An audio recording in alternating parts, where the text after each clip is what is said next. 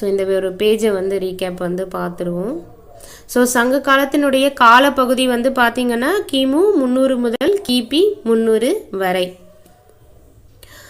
அன்பு சார்ந்ததை பற்றி கூறுற நூல் எதுன்னா அகம். போர், நன்மை, தீமை, சமூகம், நீதி, அரசரை பற்றி எல்லாம் சொல்கிறது புறம்.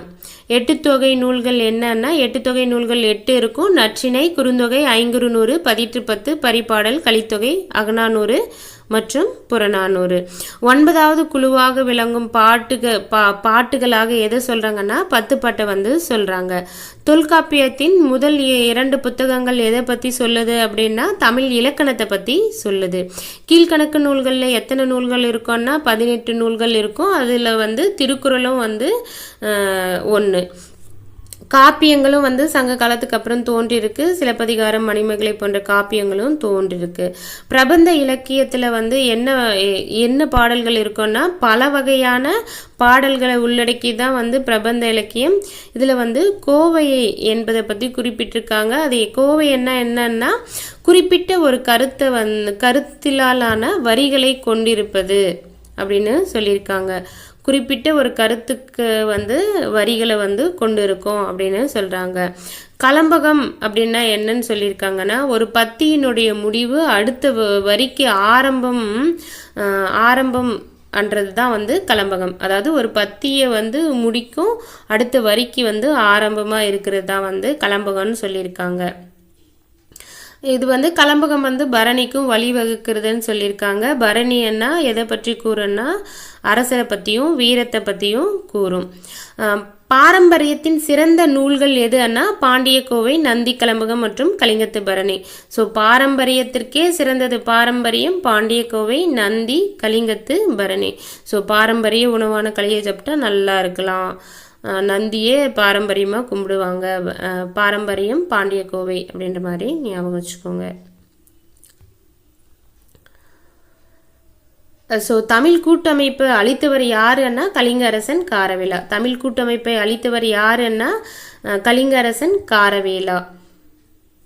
ஸோ தமிழக அரசர்கள் வந்து ஒரு கூட்டமைப்பை அமைச்சு பிற நாட்டு படையோட வந்து எதிர்த்து சண்டையிட்டாங்கன்றதை பற்றி எந்த நூலில் சொல்லியிருக்காங்கன்னா அகநானூரில் வந்து சொல்லியிருக்காங்க. தமிழக அரசர்கள் வந்து ஒரு கூட்டமைப்பை அமைச்சு பிற நாட்டு அரசர்கள் எதிர்த்ததை எந்த நூலில் சொல்லியிருக்காங்க? அகநானூரில் சொல்லியிருக்காங்க. புறநானூறு கிடையாது. நம்மளை வந்து எதிர்த்தாங்க போறன்னாவே புறநானூறு ஞாபகம் வரும். பட் இது கூட்டமைவு அப்படின்ற ஒரு வார்த்தையை கேள்விப்பட்டதுமே அகநானூறு அப்படின்னு போட்டுருங்க. பண்டைய தமிழ்நாடு என்பது தான் தமிழகம் அப்படின்னு குறிப்பிட்டிருக்காங்க. அப்போ தமிழகம் வந்து எல்லைகளாக கொண்டு இருந்தது என்னன்னா மேற்கு மலையில் இருக்கிற திருப்பதியிலிருந்து கன்னியாகுமரி வரைக்கும் வந்து தமிழகம் வந்து அமைஞ்சிருக்கு. அப்போ வந்து கேரளா, கர்நாடகா அப்படின்லாம் பிரிக்கலை. ஸோ இந்த கர்நாடகா, ஆந்திரா இது எல்லாமே கேரளா எல்லாமே உள்ளடக்கியது எப்படி சொல்லியிருக்காங்கன்னா தமிழகம்னு சொல்லியிருக்காங்க. புவியியல் அடிப்படையில் வந்து 5 திணைகளாக வந்து பிரிச்சிருக்காங்க. மலை சார்ந்த பகுதி எது? குறிஞ்சி. காடுகள் சார்ந்த பகுதி வந்து முல்லை. வயல் சார்ந்த பகுதி வந்து மருதம். கடல் சார்ந்த பகுதி வந்து நெய்தல். மணல் சார்ந்த பகுதி வந்து பாலை. ஸோ இந்த பேஜ் மட்டும் ஒரு வாட்டி ரீகேப் பார்த்துருவோம்.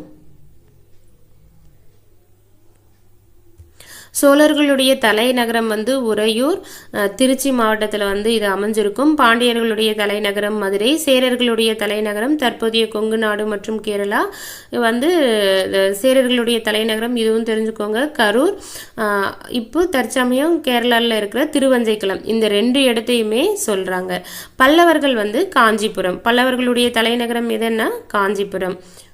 ஸோ கடையேழு வள்ளல்கள் யார் அப்படின்னா ஆய், பாரி, காரி, ஓரி, ஆய், அதியமான் பாரி, ஓரி, காரி, ஆய், அதியமான், பேகன் மற்றும் நல்லி வந்து கடையேழு வள்ளர்கள். இவர்களை வந்து யார் இவங்களை பற்றி குறிப்பிட்டிருக்காங்கன்னா கபிலர் மற்றும் ஔவையார் வந்து இவங்களை குறிப்பிடுகின்றனர் அப்படின்னு கொடுத்துருக்காங்க. சபை என்றது எங்கே செயல்படும்? யார் வந்து அதை வழி நடத்துவாங்க, தலைமையேற்று நடத்துவாங்கன்னா அரசன்.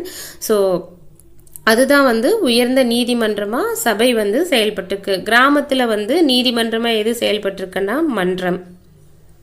பாண்டியர்களை பற்றி புகழ்ந்து கூறும் நூல், பாண்டிய அரசர்களை பற்றி புகழ்ந்து கூறும் நூல் எதுன்னா புறநானூறு. பாண்டிய அரசர்கள் புறநானூறு நூல் வந்து புகழ்ந்து கூறியது. எந்த நூலில் வந்து பல்வேறு வகையான வரிகளை பற்றி கூறியிருக்காங்கன்னா பட்டினப்பாலை என்ற நூலில் வந்து பல்வேறு வகையான வரிகளை பற்றி கூறியிருக்காங்க. பாண்டியர்களுடைய கல்வெட்டில் முத்துக்குளித்தலை வந்து எப்படி அழைப்பாங்கன்னா கலாத்திகர். முத்துக்குளித்தல் வந்து கலாத்திகர். ஸோ முத்துக்குளித்தல் எங்கே நடைபெறும்? கடலில் தானே. ஸோ கலாத்திகர் அப்படின்னு சொல்லுவாங்கன்னு ஞாபகம் வச்சுக்கோங்க. முதன்மை எழுத்தர் வந்து கனத்திகன். கணக்கு எழுதுறாரு. முதன்மை எழுத்தர் வந்து கனத்திகன்.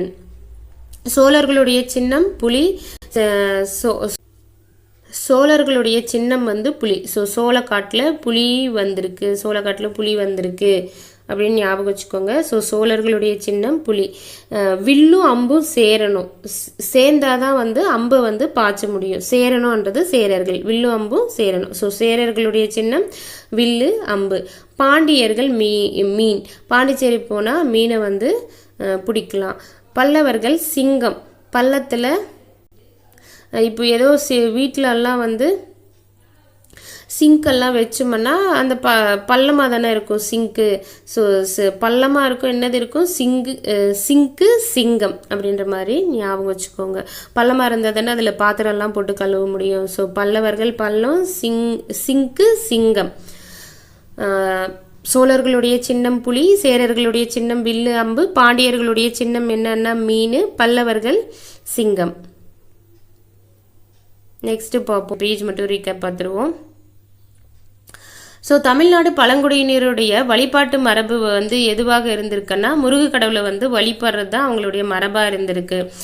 எந்த நூற்றாண்டுக்கு பிறகு தமிழ் மற்றும் சமஸ்கிருதம் போன்ற எழுத்துக்கள் தோன்ற ஆரம்பித்ததுன்னா கிபி 6ஆம் நூற்றாண்டு.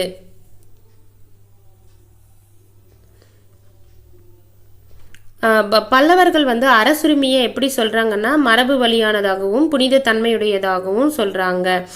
யாருடைய காலத்தில் வந்து ஆரிய கலாச்சாரம் தமிழ்நாட்டில் ஊடுருவிதுன்னா பல்லவர்களுடைய காலத்தில் தான் வந்து வட இந்தியாவில் இருந்து ஆரிய கலாச்சாரம் தமிழ்நாட்டில் ஊடுருவிச்சு.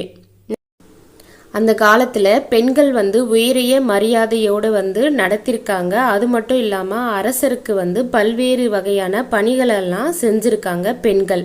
பட் அரசு, ஆட்சி, அதிகாரம், நிர்வாகம் அப்படின்னு வரும்போது பார்த்திங்கன்னா ஆண்கள் மட்டும்தான் இருந்திருக்காங்க. பெண்கள் வந்து சமூக சடங்குகள்லையும் குடும்பத்திலையும் வந்து முக்கிய பங்கு வகுத்திருக்காங்க. இந்த பேஜ் ஒரு வாட்டி ரீகேப் மட்டும் பார்த்துருவோம். ஔவையார் என்ற வார்த்தைக்கான பொருள் என்ன அப்படின்னு பார்த்தீங்கன்னா மதிப்புக்குரிய பெண். ஔவையார் என்ற வார்த்தைக்கு பொருள் மதிப்புக்குரிய பெண். அந்த காலத்தில் வந்து வெவ்வேறு காலகட்டத்தில் சேர்ந்த எத்தனை தமிழ் புலவர்கள் வந்து ஔவையார் அப்படின்ற ஒரு பட்டப்பெயரை கூப்பிட்டு அழைச்சிருக்காங்கன்னா 6 பெண் தமிழ் புலவர்களுக்கு வந்து ஔவையார் என்ற பட்டப்பெயரை கூப்பிட்டு அழைச்சிருக்காங்க. முதல் மற்றும் 2ஆம் நூற்றாண்டில் வாழ்ந்த ஔவையார் யாருடைய சமகாலத்தவர் அப்படின்னு பார்த்தீங்கன்னா திருவள்ளுவர் மற்றும் கபிலருடைய சமகாலத்தவர். அப்புறமா அந்த ஔவையார் வந்து எந்தெந்த நூல்களில் அவங்களுடைய பங்களிப்பு கொடுத்துருக்காங்கன்னு பார்த்தீங்கன்னா அகநானூறு, புறநானூறு, நற்றிணை, குறுந்தொகை என்ற நூல்களில் 1ஆம் 2ஆம் நூற்றாண்டை சார்ந்த ஔவையார் வந்து பங்களிப்பை செஞ்சுருக்காங்க. சோழர் காலத்தில் வாழ்ந்த ஔவையார் எந்த நூற்றாண்டு சேர்ந்தவங்கன்னா 10ஆம் நூற்றாண்டு சேர்ந்தவங்க. காஞ்சி ஆண்டவர் யாருன்னா தொண்டைமான். அதியமான் எந்த பகுதியை ஆட்சி செய்தாருன்னா தகடூரை வந்து ஆட்சி செஞ்சுருக்காங்க. சோழர் காலத்தில் வாழ்ந்த ஔவையார் வந்து 10ஆம் நூற்றாண்டை சேர்ந்தவங்க. இவங்க குழந்தைகளுக்கான நீதி கதைகளை வந்து ஆத்திச்சுடியையும் கொன்றை வேந்தனையும் வந்து எழுதியிருக்காங்க. மூதுரை மற்றும் நல்வழி என்ற 2 நூல்கள் வந்து சற்று வளர்ந்த குழந்தைகளுக்காக எழுதியிருக்காங்க. ஸோ அவ்வளோதாங்க. இது ஜஸ்ட் ஒரு வாட்டி புக்கில் வந்து ரீட் பண்ணிடுங்க. இந்த வீடியோ பார்த்து முடிச்சுட்டு இந்த வீடியோ பிடிச்சிருந்தா லைக் பண்ணுங்கள், ஷேர் பண்ணுங்கள். தேங்க்யூ.